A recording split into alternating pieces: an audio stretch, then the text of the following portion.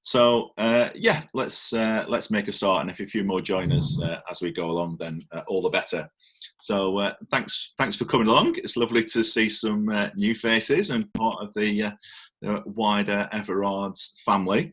As I say, we'll be recording this and sharing the presentation from Gemma, as well as the slides. We'll share PDFs of the slides either later on today or early next week, so that anyone that can't join has the ability to have a listen into what we're chatting about. As I say, the chat window's open, so if people do have questions, then feel free to jot them down, and we'll have a bit more of a general Q&A or discussion towards the end. So today we wanted to talk a little bit about looking after our people and well-being and mental health. Now, I'm not an expert on any of those things. I'm just a guy that runs a pub and a couple of businesses. Luckily, Gemma is, so I'll be passing on to her. But just to give a little bit of context, I've been in hospitality for, it's terrible when you say that because you realise it's more than 20 years, which is an awfully long time. And I've worked for Wolverhampton Dudley breweries and Marston breweries, run my own business, and also worked for Peach Pubs, so a small independent gastro pub company. And so worked with a variety of businesses, with a variety of different cultures and attitudes, and have taken learnings from all of those. Back in 2017, myself and Mark, who's just joined us, started Caviar and Chips, which is an event catering company focused mainly on weddings, and have slowly built that business up over the 3 years to the stage where we did have 100 weddings booked in this summer. Obviously, we haven't done 100 weddings this summer, which has been a bit of a pain. But we will certainly be doing more than 100 next summer by the looks of things. One of the key things when we started Caviar and Chips was that because it was our business, we felt we could have a much stronger imprint on how we built it and what values we wanted the business to have. And we focused on 4 key things. One is that we're client-led or guest-led at every stage, which you all know your clients and guests at the pubs and know how difficult that can be. A couple more are that we're always positive and always creative, so very much instill that in our team. But one of the most important things that we signed up to, both as a pair that started the business and as a wider leadership team, is that we refer to it all the time as being better together. And that is, as individuals and a group, we're open, honest, transparent. We share a lot with each other and support each other as a collective. And I suppose if I think back over my time at Marston's and W&D and running my own business and other bits and pieces, I've been very lucky to have some great pubs and some great businesses and run some fantastic places. But Emma, close your ears now.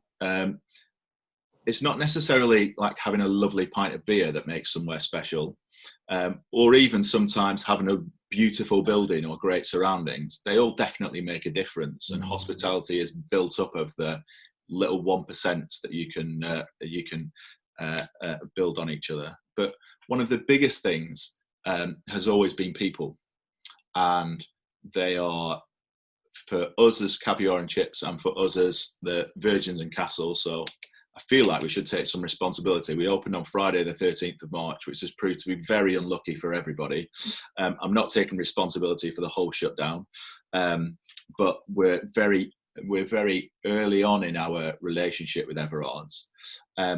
But one of the things that really attracted us to Everards and to be working with Everards was the fact that speaking to Emma and speaking to Martin, it's a very collaborative organisation, very open, very much based on people and the team, and being a small or large, depending on how you look at it, but being a family-based business, I think that was really important to me and Mark when we were looking at who we wanted to continue to build our business with. So, you know, and I look at all the faces here. I'm sure we've all worked with some amazing people and are lucky enough to have some brilliant people in our teams. I'm sure the opposite is equally true. And you can have some great times and some very difficult times. There's a lot of folk, but one thing that I don't think you can get away from is the fact that people do literally make up the most important part of your business.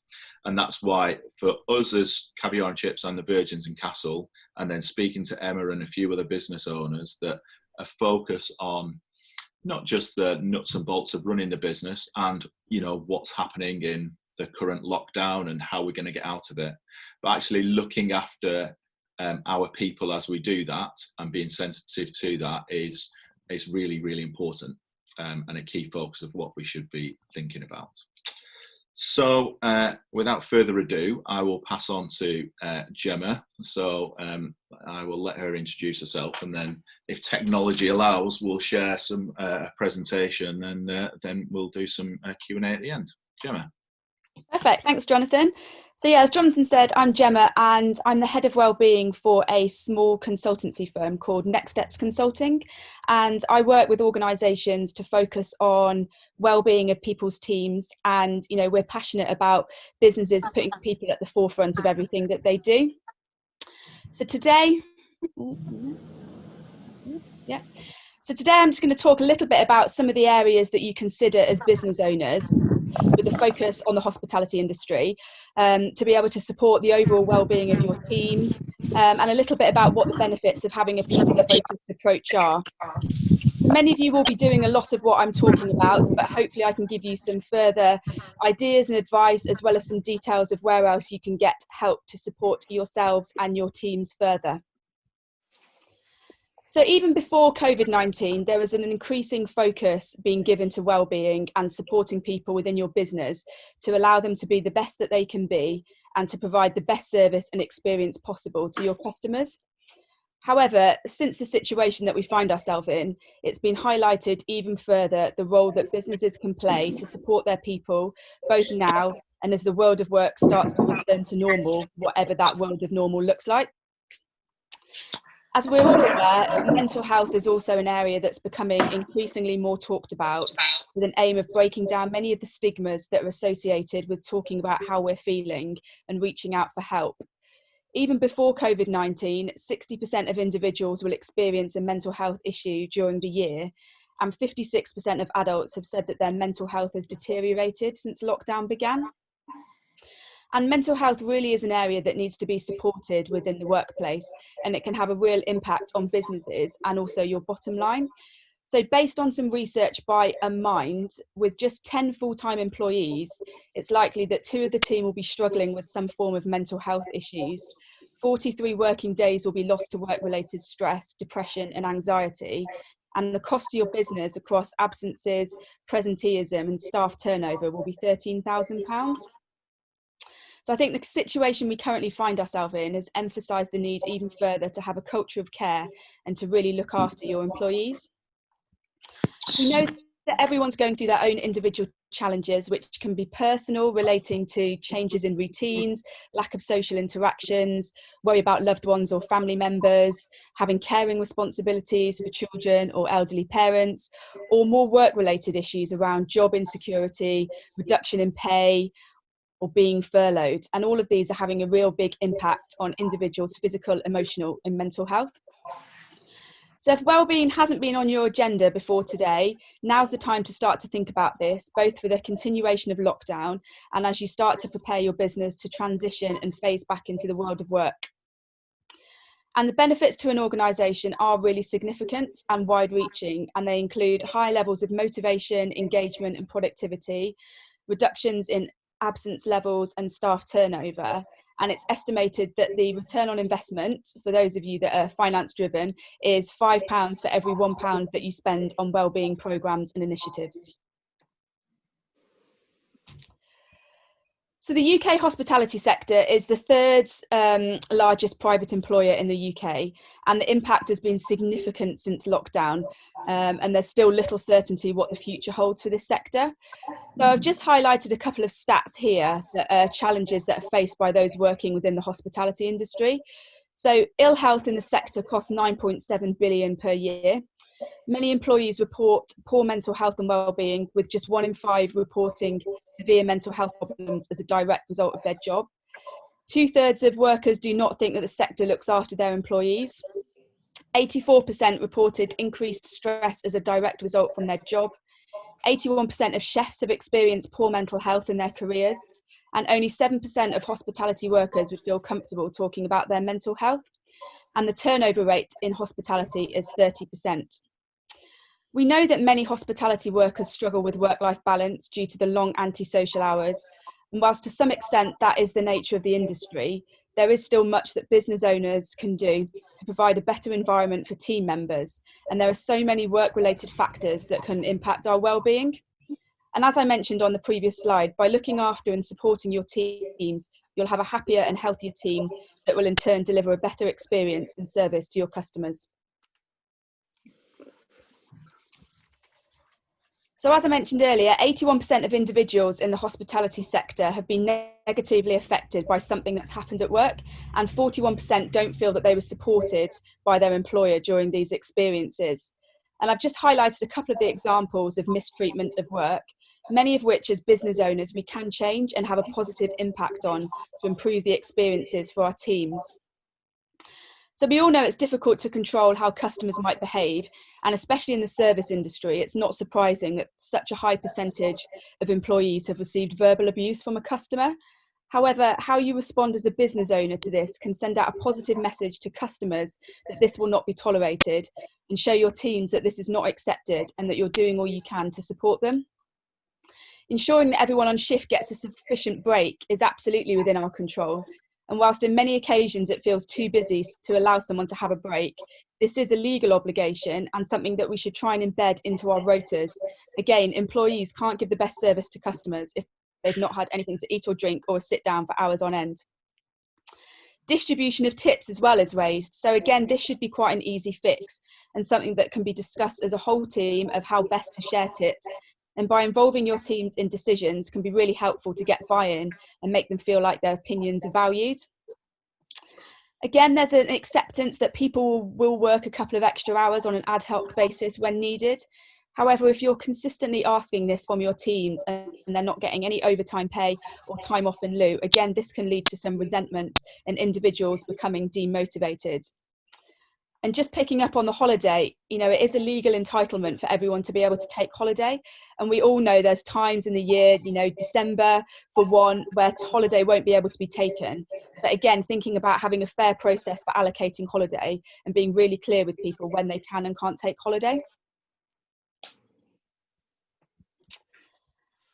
So hospitality in the UK has an employee turnover rate of 30%, which means that 3 out of 10 workers leave their role within a year, which is double the UK average. Unsociable working hours, low pay and benefits, and lack of career progression were the top 3 reasons why people leave the sector. And while some of these are going to be really difficult to change, such as pay and in many cases unsociable working hours, there's still a lot that can be done to make employees feel valued, to give them a little more control and stability over their lives, and to reduce the impact that some of these areas can have on people. And I'll talk a little bit more about that in the presentation. And areas that would encourage people to stay in the sector are more control over shift patterns, a more stable income, and guaranteed work, or transparency regarding shift patterns and scheduling, again, which I'll talk a little bit more around. So in order to be able to support and look after your people, there are a number of key areas that we think need to be considered. And promoting wellbeing isn't just about giving some free fruit and a yoga class. It does need to be core to everything that you do, and the culture, leadership and management within your business is critical to ensuring there's always a focus on your team's needs. And we think there's 6 key areas which need focus and attention, which are leadership and culture, communications, managers and teams, individuals, physical health and mental health. Next slide, please, Jonathan. So first and foremost, as leaders and business owners, you need to be looking after your own well-being. I think we've all found that we're facing issues that we've never had to face before and having to make really difficult decisions, and we're unclear on what the next day, let alone the next few months, may have in store. And this is a real huge pressure, and one where you need to be at your best. And for that, you need to make sure that you are taking time for yourself. More than ever, as leaders and business owners, you need to be leading from the front and leading by example. Employees will be looking to you for assurance, communications, and support. And don't be afraid to show some vulnerability and your human side. Employees are more likely to connect with you if they can relate to how you're feeling. Show your teams that you're looking after your well-being, and be open and honest about how you're doing this, which will hopefully encourage others to do the same. And don't forget that you're not alone. I think today's shown that, there are lots of people that can help, your personal networks, Everards, and other business owners. So learn from others, ask questions, and ask for help, because we're so much stronger by working together and in collaboration. Don't forget to recognise and thank your teams regularly. The world of work has been turned upside down, and team members that are still working are doing what they can to keep businesses going. Think about where you can recognise and reward those that might be going above and beyond, but be thankful to everyone for what they're doing despite these really difficult circumstances. Businesses also need to ensure they have relevant HR policies and procedures in place, and especially some relating to mental health and well-being, and ensure that these are regularly communicated so your teams know what these are and how they'll be supported. It's also a duty to protect your employees from stress at work by doing a stress risk assessment. And at the end of the presentation, I've got a link to the HSE, which have some guidelines and templates on this.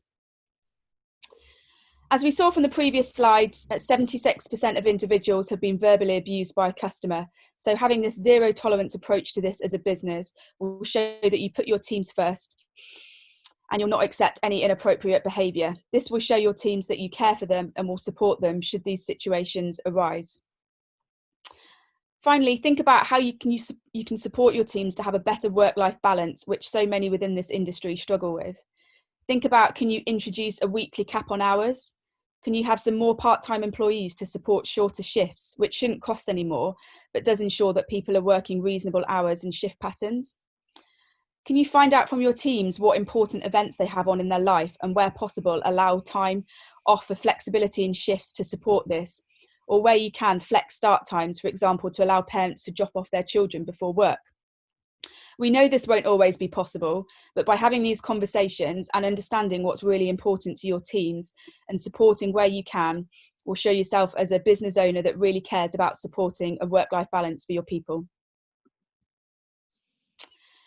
Communications at the moment are so important, and I don't believe that you can over-communicate, especially with the vast majority of employees likely to have been furloughed for a few months now. Employees will be fearful of their jobs and what the future holds, and if there's little to no communications, this will emphasise these fears even more, so do keep in touch. Think about what communications can be done on a business-wide basis, what needs to be done in teams, and what can be done on a one-to-one and individual basis. And think, how would I want to be communicated with during this current period of time? I've heard some awful stories of people being made redundant by email. So think about how these messages are going to be received, and think about the most appropriate, sensitive and empathetic way to deliver these messages. Look at all the ways in which you communicate, and don't just rely on emails. With loads of different platforms now, such as Zoom and Microsoft Teams and Skype, it's easy to have a face-to-face conversation, and this can really help with keeping up social interactions and a team feel. Use videos to record messages, or write blogs to personalise communications a little more. Or maybe think about using social media if you have a particularly young group of employees which may prefer this way of communication. Try not to overpromise and be honest. We know these times are really ambiguous and ever-changing, and people understand that. So try not to make commitments that you're not able to honour, as this will just lead to a lack of trust. And involve your teams wherever you can in decision-making, and get regular feedback, including how your team members are and how else you might be able to support them. If your teams feel they're being listened to and involved in decisions, they'll be more engaged and motivated. Think about how you're going to be transitioning your teams back into work, and ask them for their ideas about what would make them feel more safe and comfortable when going back to work. Managers can have a real impact on the well-being of your teams as well, and I'm sure we can all think of awful managers that we've worked for in the past and how they made us feel. So ensuring that your managers are trained is really important, and that support structures are in place for your managers, particularly those that might be inexperienced or not confident dealing with some of the issues that are likely to arise over the current months. There are lots of free online courses that are available that your managers can do to upskill themselves, and I've listed a couple of those at the end of this presentation. Less than 25% of managers feel confident to speak about mental health. So how can you support these managers to have these conversations? Or what extra support can you put in place for managers to give them the tools to support their teams? And again, at the end of this presentation, I've put together some details of resources and links that you can share with managers to give them some more confidence to have these conversations. Perhaps consider whether you can find mentors for some of your managers, and perhaps as a group of business owners, this might be something that you offer yourselves up to do to support other managers within Everards. Having an independent support for managers can really help them work through some of the challenges that they might be facing. Empathy and compassion are some of the greatest skills that we can have currently. We know that people are dealing with all sorts of difficulties and challenges, and by being empathetic, you can really help to reduce some of this pressure that individuals will be feeling, and particularly in relation to work. Make sure that you're having regular check-ins with all your teams, both on a personal and professional level. Ask people how they are, listen to their concerns, and make sure you make time for everyone in your team. And treat people as individuals and flex your management style to suit the needs of each of your team members. And try to make yourself personally available to talk if people want to. Encourage your teams to open up by showing this empathy and really listening to what your people are saying. Consider having a wellbeing champion within your business. These could be one or two individuals that have an interest in wellbeing and who can support with getting messages out to teams. They could write blogs or make videos or help organise wellbeing events linked to national campaigns. It can be really powerful having someone within your team that encourages and supports wellbeing without it always coming from leaders and managers. Also, something else to think about is setting up buddies for the team. So someone who can regularly check in with someone else. People may be more willing to open up to a colleague rather than a manager. And think about where you can bring some fun into work where you can. Think currently how you can do some activities remotely, such as a quiz, a virtual coffee or beer, or a book club. And when you get back to the workplace, think about how regularly you can do events or activities as a team to get to know each other on a more personal basis and help build that strong team ethos. When you have new members of the team starting, giving them a good induction is a really great way to get to know them, help them settle in more quickly, and ensure they're clear on what your expectations are. Also consider a reintroduction and training for when we go back to work post-lockdown. People will not have worked for many weeks, and giving a reintroduction and training in certain areas will give people the confidence to go back to work. Also a chance to outline any new procedures and how your business will be working under new guidance so everyone is clear before you open.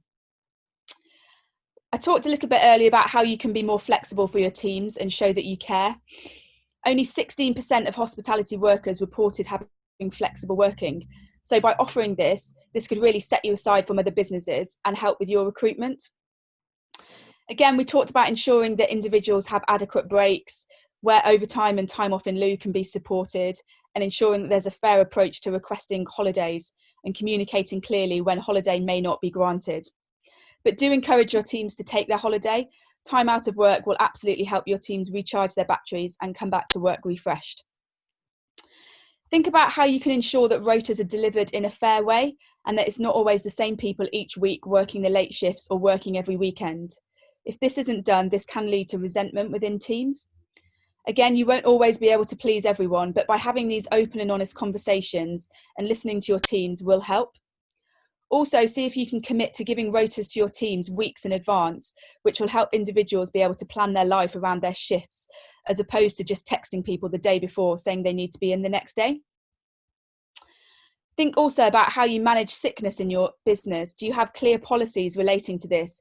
And does everyone understand these and what their expectations are to inform you if they are going to be off ill? If someone in your team's under the weather, make sure they stay home, recover, and return to work only once they're fit and healthy. And make it clear that you don't expect anyone to work when they're ill. When individuals have been off, have a return to work conversation with them, and be prepared to have a supportive, sensitive conversation with them about their health and if there's any longer term implications that you might need to be aware of. Only 14% of people in the hospitality sector have a regular one-to-one with a manager. So think about how you might be able to introduce these for your team members.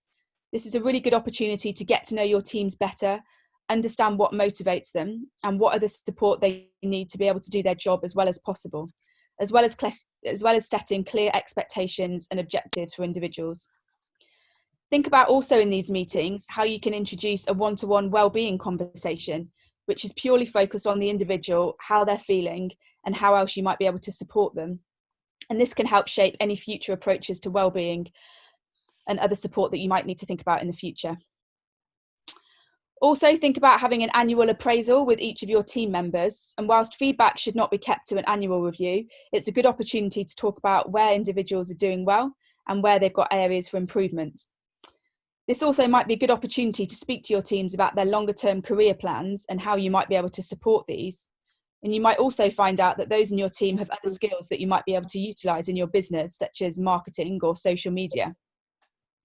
There's some information at the end of this presentation on courses that are available that, again, you can pass on to your teams so they can continually to develop themselves.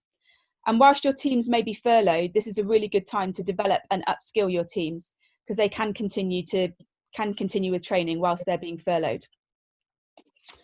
Another idea is to think about whether you introduce a survey, perhaps every quarter or every 6 months, to get some feedback from your teams, which could include what they like about their job, where they think improvements or changes could be made, how else you can support their well-being, or any other ideas that they might have for any new products or services that you might be able to implement.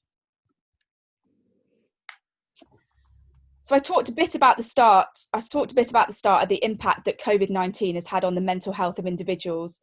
And as a business owner, you do need to be aware of this and how this might be affecting your teams, especially those that have previously suffered from mental health problems. We all know there's still a stigma attached to mental health, and people still don't feel comfortable talking about any personal challenges they may be experiencing, and that it's okay not to be okay. Now, so more than ever, people need to be able to feel comfortable talking about how they're feeling and not be fearful of any repercussions. Think about how, as business leaders, you can talk about any personal experience that you may have had, or encourage employees to come forward and share their experiences and how they're managing their mental well-being.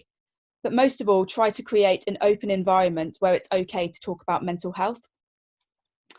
You may have some support that you offer, and if you do, make sure that all your teams are aware of this and keep communicating what is available.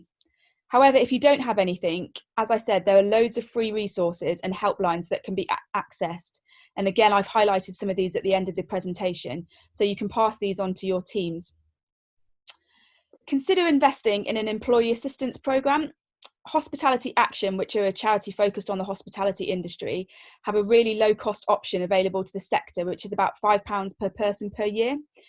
And employee assistance programmes can offer an independent wellbeing service to support employees that may not feel comfortable talking to those within their organisation. And the support they offer is often wide ranging, from counselling to legal advice and financial advice.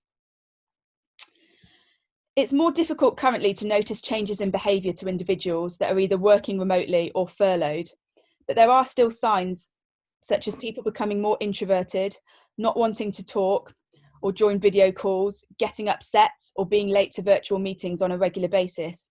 If you do notice any change in behaviours, have a conversation with the individual and ask if they're okay. We know that financial problems can also significantly impact mental health, and with a predicted up-and-coming recession and many millions of jobs being lost, think about how you can signpost those that might have money worries. The Citizens Advice Bureau has lots of independent information on their website, and there's charities such as Step Change who offer debt advice and support. And if you do invest in an EAP, again, they're likely to offer some financial advice.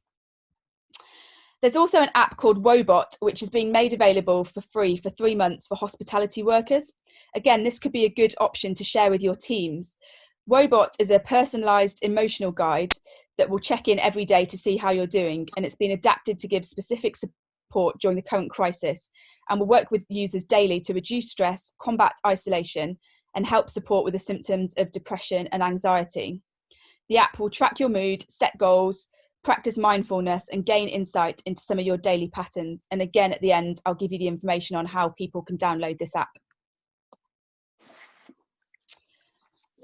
So we all know that our physical health can have a real large impact on our mental and emotional health. And it's really important that we're looking after ourselves, especially in this current situation. Almost 3 in 5 within the hospitality sector reported that the effects of work on their mental health had a knock-on effect on their lifestyle, such as diet, smoking, and alcohol consumption. Being physically active has so many positive benefits and is often referred to as the miracle drug.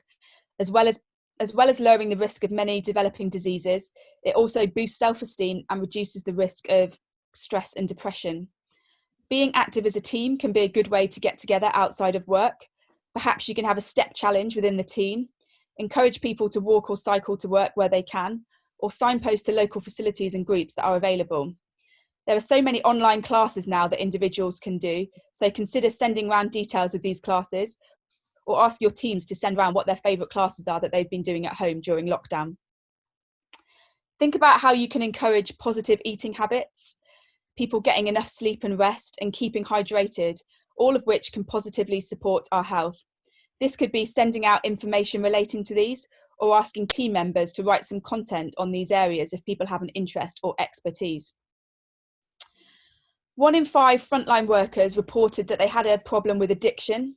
Again, this is something that individuals are probably unlikely to share, but look for signs in changes of behaviour, or individuals that you might notice are drinking excessively, or you notice people talking a lot about gambling. Again, there's lots of organisations that can support, such as Alcoholics Anonymous or Gamblers Anonymous. So think about how you can make this information readily available to all your team members through intranet sites or in staff rooms for people to be able to reach out if they need to. Finally, there's lots of national campaigns that happen every year, and these can be a great way to keep employees involved and raising the profile of health and wellbeing.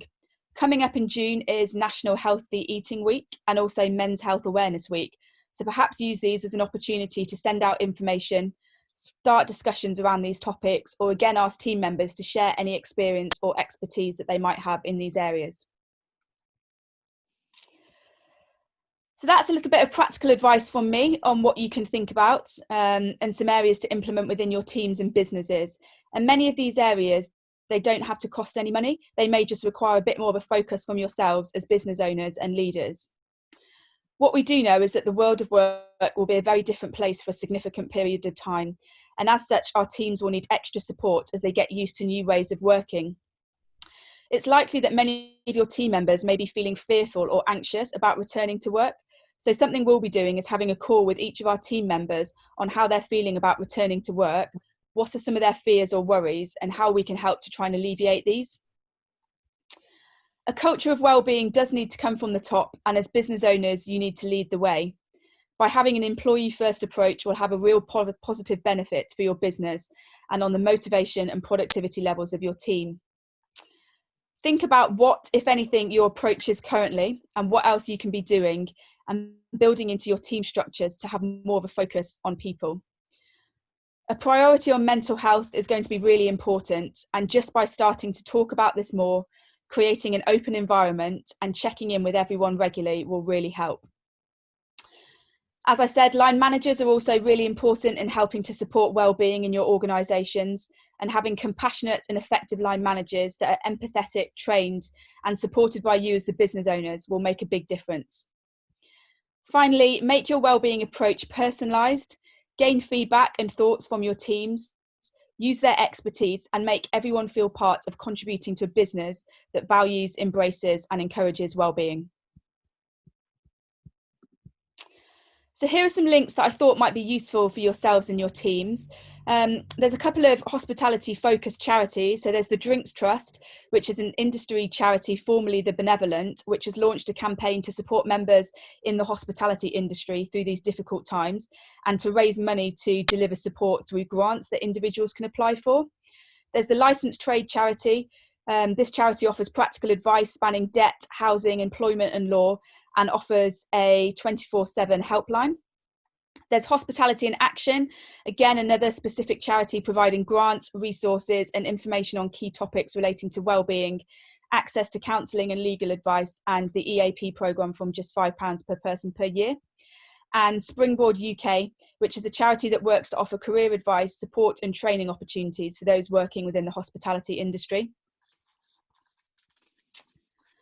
So thinking about mental health, there's Mental Health at Work and Mind, which both have lots of resources for managers and employees, how you can take care of your businesses, Manager's Guide to Mental Health, how you can support your teams, and help in developing policies for your businesses. The NHS have a campaign called Every Mind Matters, and this is for individuals. And by answering a couple of questions, they send through a mini action plan of things that you can do to support your mental well-being. So again, it could be a good link to send out to your teams. There's a link to their HSE where the stress risk assessment templates are. And there's Wobot, which is the app that I mentioned. So if you go onto the App Store, this can be downloaded, and the code for 3 months free access is outlined there, CFGEN.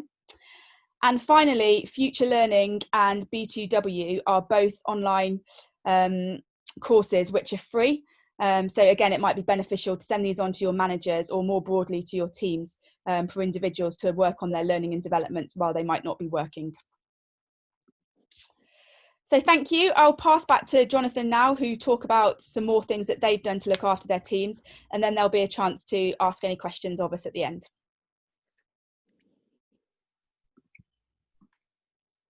Thank you, Jana. So yeah, just if I go back to the beginning of the presentation, one of the things that stood out to me was, if you look at the statistics, how awful working in hospitality is.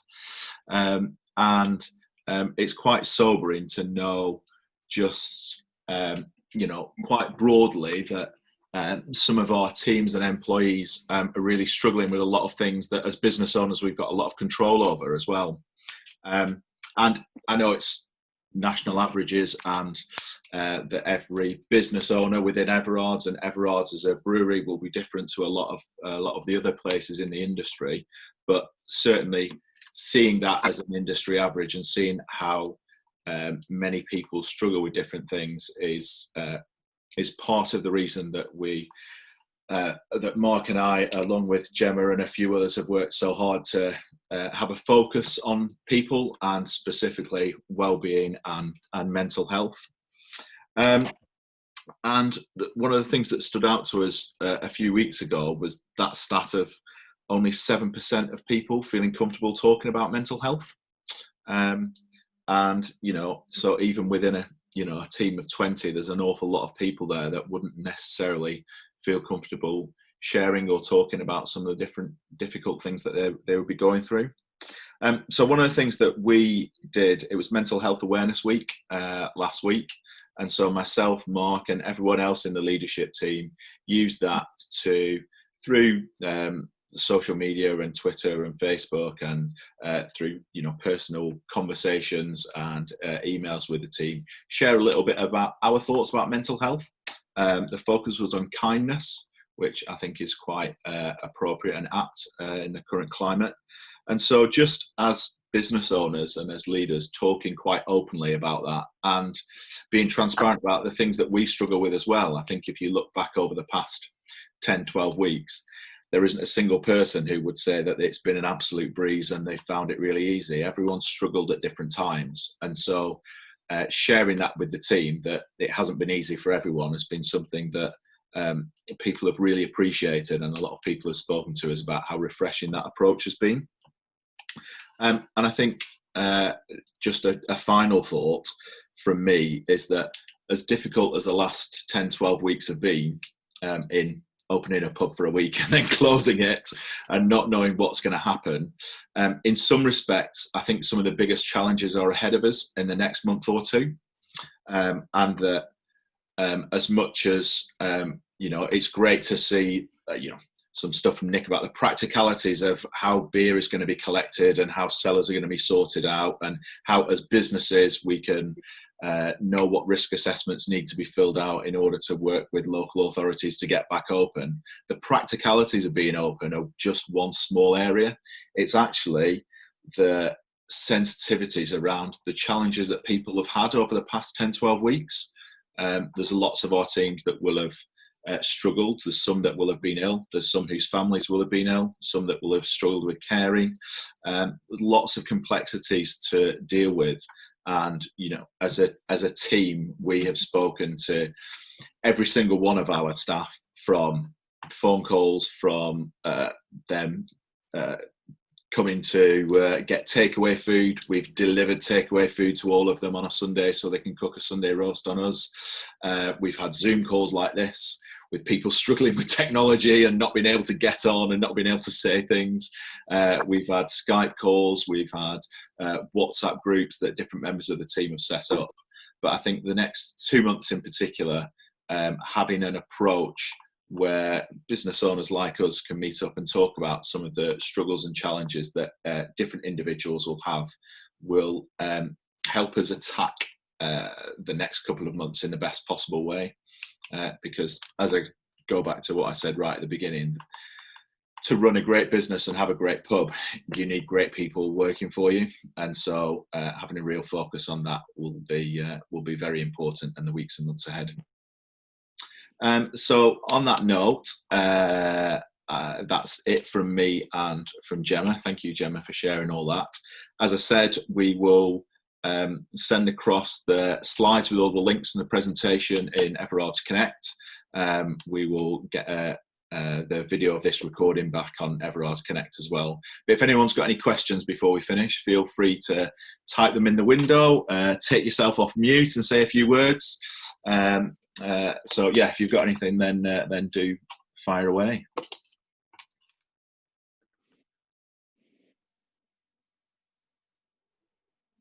And if not, then that's great because we've covered everything.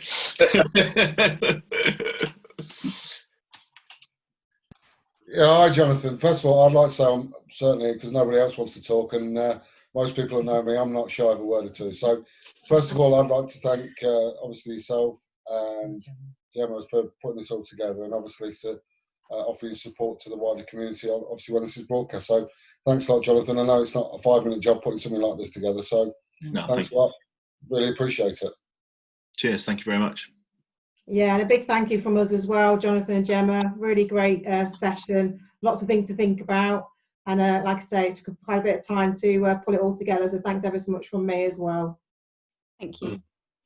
Yeah, thank you very much. Nick, if you want me to come and give you a shave when social distancing relaxes, I'll be glad to help you out, mate. Where's your mute button when you need it?